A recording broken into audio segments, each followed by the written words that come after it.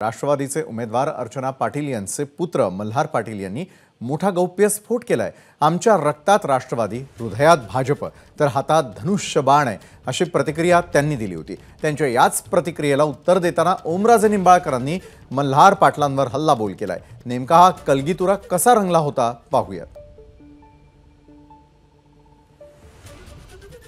आमच्या रक्तामध्ये राष्ट्रवादी, आमच्या हृदयामध्ये भारतीय जनता पार्टी आणि आमच्या हातामध्ये धनुष्यबाण आहे।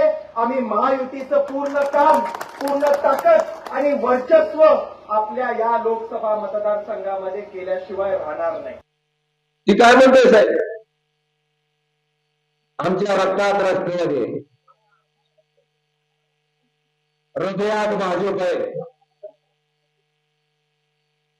म्हणलं किडनीत आता शिंदेगड टाक म्हणलं,